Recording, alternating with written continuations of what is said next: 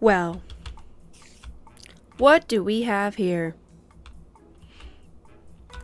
I think I mentioned a couple episodes ago, but Endermen are constantly letting the cows out of the farm. I've got cows and sheep in here, and specifically no chickens, because this is my anti-chicken farm. Every animal except for chickens, right in here. What do I have? All animals. No animals, except for a chicken. What? I am befuddled. Get out of here. Alright.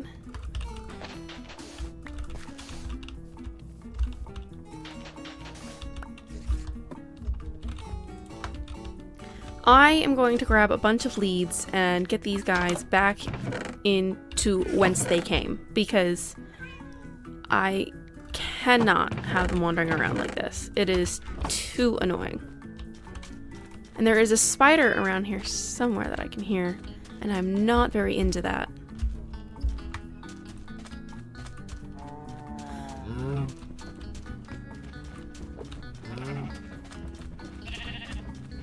Am I hearing an Enderman whoop?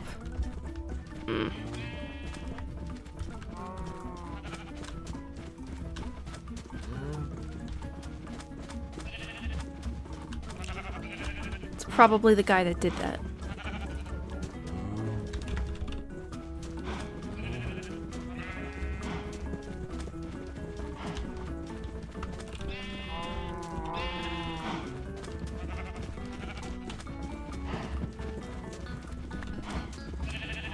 Don't run from me. Alright. Now that we've got a whole stampede behind us, we'll put them back in a neat and orderly fashion.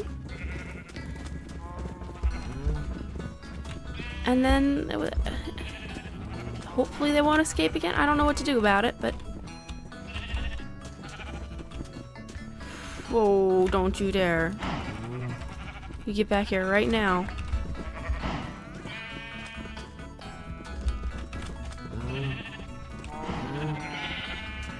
I used to have to do this with wheat. I'm so glad they have leads now.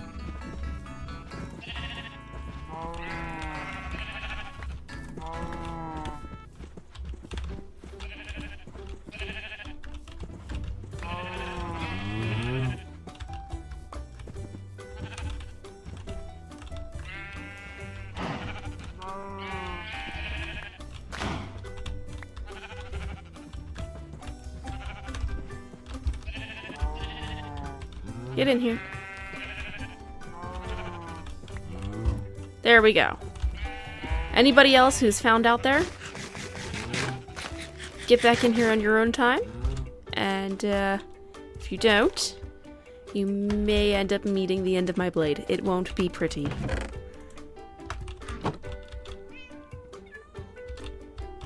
Alright. So last time we left off, I have been working on the walls.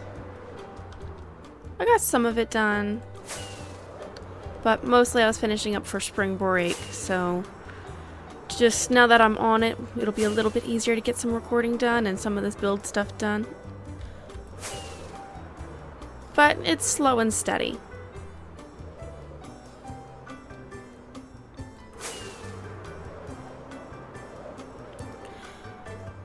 What I really need is a lot of endstone. You see, I end up wanting to make endstone bricks. In order to do that, I need a lot of this endstone. Which, funny note, I actually thought endstone would be... I know it's supposed to be like the moon, so it's like a craterous material, you know? But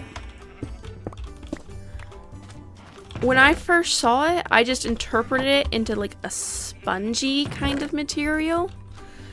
Something pliable. So to make it into bricks just seems like very padded room, but it's what we're going for, I guess. Okay. I want to bring definitely enough rockets if we're going to the end.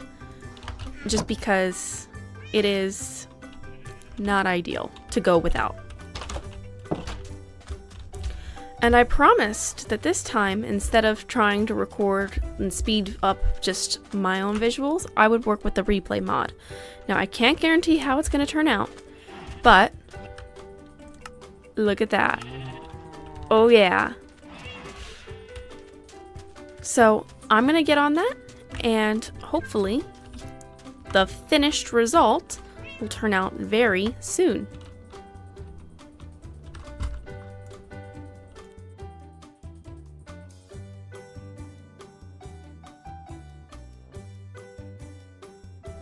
So my work with the replay mod has really gotten a lot better, especially because I watched a video. I'm gonna leave the link in the description.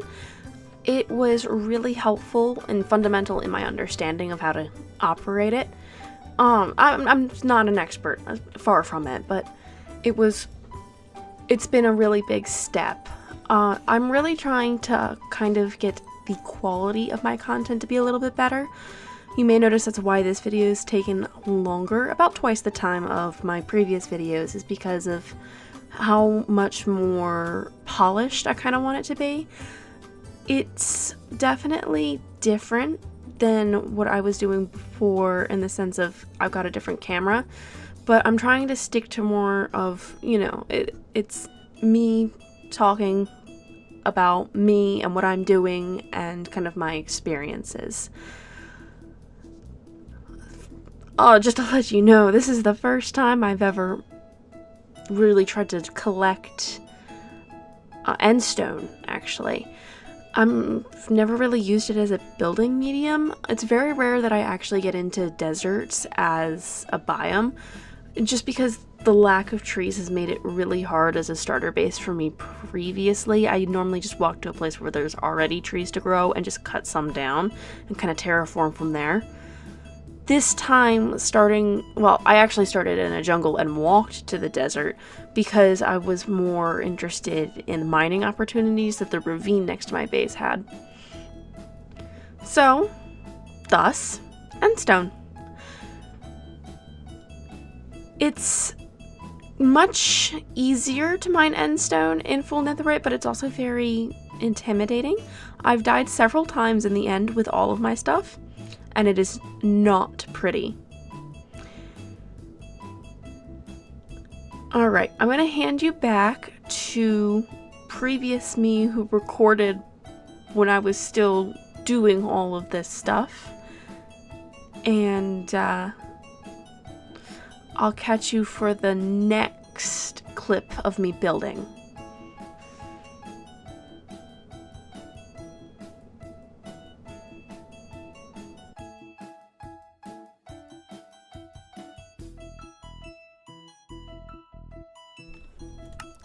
Okay, we just arrived back here at the base, and I've got mostly crafted endstone. So I'm going to go ahead and craft all that, and then I will show you me trying to pick up some of these walls. I'm going to finish the rest of the project out, and I think that'll be it for this video. So I'll see you in a little bit. Alright, here I am finishing off the bottom of the wall. As you can see, I'm trying to get some nice cinematic angles in. It's a little bit hard for me to do, but we're really getting into it. Mostly I have trouble with the timing of how the camera moves, but overall I think it's a much more polished look than just what my screen normally provides. You might be wondering what's kind of inspired this want for me to increase the quality of my content. Obviously, because I care about what I'm putting out there and I really like what I do.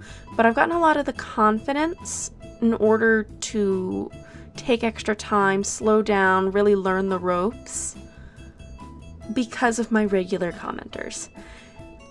I'm going to give out some shout outs here. We've got 4 who managed to comment on more than 3 videos, or 3 videos or more. So I just wanted to give them a shout out because I know I'm so early into my YouTube channel that not a whole lot of people would take the time to do that, especially because, I mean, I don't have the most polished kind of routine yet. So here we go. Netherite Bunny, great stuff. Isaiah Slater, 8043. Alexa Zucchi, and Snow Out. Big thank you to you guys. You guys have given me the confidence. I think Isaiah Slater said it best when in the comment they put down where they said, oh, I'm gonna stick around and stay with the journey. I mean, for me, that was really, it gave me a lot of confidence. Sorry about the clipping here, actually. But it's given me the confidence to get a little more experimental and try to take more time and give a more polished product. There's also a few, one of the commenters, I think it was Alexa Zucchi, I can't remember off the top of my head, they asked me what my horses' names were. Funny story about my horses. I got the very first one in a plains biome and quickly discovered that I could outrun the horse at full speed. Obviously not a great thing, very slow horse. I've ended up tying him to my base and letting him stay there. His name's Spot because he's staying in that spot. Also, he has spots, so it's kind of a double meaning. And then my other horse, my skeleton horse, I got from a skeleton trap. I didn't even know that was a thing in Minecraft, actually, until it happened. It scared me deeply. And all 4 horses actually lived, but I only really retrieved one because I didn't see the need for that many horses. His name's Jack, as in, like, Jack the Headless Horseman, because he's a skeleton horse. By the time I got him, I had elytra though, so I've never really ridden my horses out far, but in a pinch, if I needed to like get to my end cave or whatever, then I would. They're just not as quick and as ideal as the elytra, and they're not as nimble as me just running, so it's not a mode of transport I really take up. Alright. And as you can see, I've been working on the tops of the pillars too. I managed to get them all done, but over where the rivers are, I'm leaving space because I want to build kind of a sewer structure, but that'll be much later. That's more of a finishing touch. You see, I'm thinking of these walls as like a base layer to a cake, right? This is the stand my build's gonna sit on. Just up and above the sand to kind of give it that nice contrast in the lines of where my build starts and the sand stops. Also, it provides a wall that keeps out zombies and all that and the spiders because they can't really come over the lip of a wall, so it's a great defensive measure.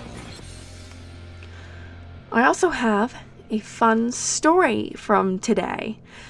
I was in the kitchen cooking dinner and my brother runs in. And he's got this bloody nose. He gets them all the time. It's very common. But it was kind of startling to see because when your brother runs in and his face is pouring like blood, it's just not great. So I look at him run in and I look back down to what I'm doing. He's all, oh, I just got a bloody nose. I'm like, oh, okay. He just startled me a little bit. I go back down to cutting up this cabbage and I slip and I cut my finger. It has made movement just that much a little bit harder in video games. My typing speed's down. It's just annoying. It's not deep or anything. I mean, I put a band-aid on it and it's no big deal. But just a little bit of what happened earlier today.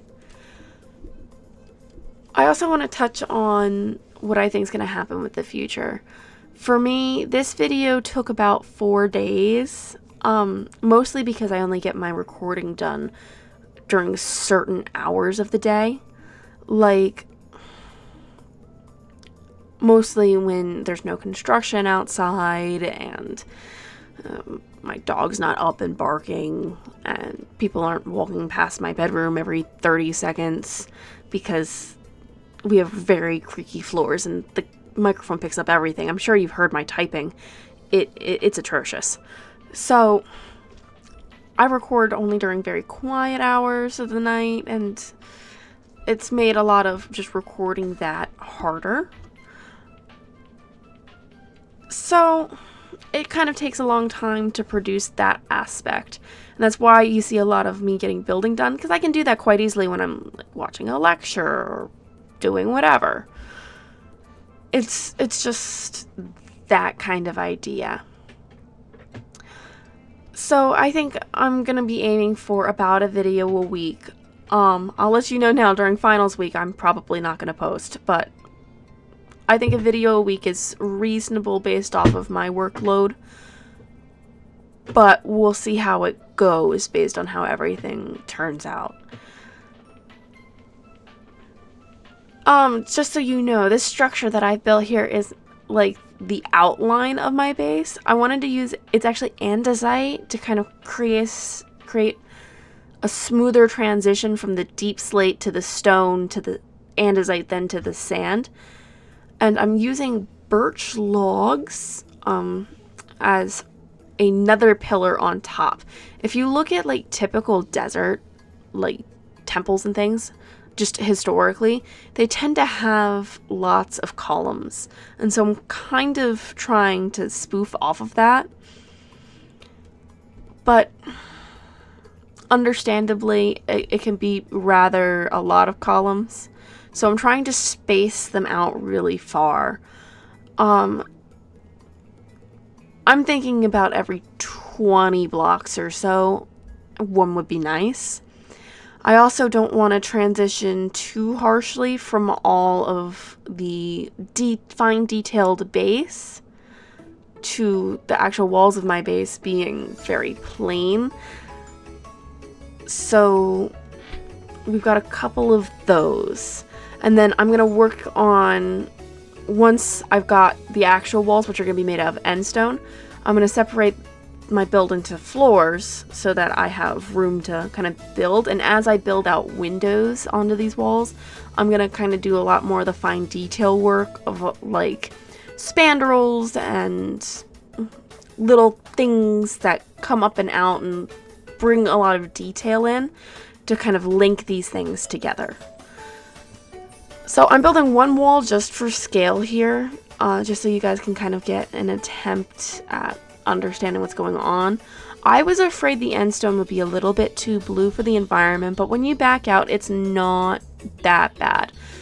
Now, I definitely want to transition from the warmth of the birch to the blueness of the end stone with a little sandstone between, but I've got enough sandstone for that, and I think I can work that in with the outlines of the windows, just to kind of have both be just a more cohesive look that your eyes kind of gloss over and recognize as one structure rather than a bunch of pieces pushed together.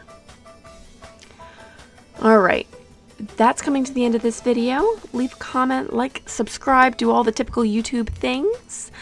I love you guys so much. Goodbye.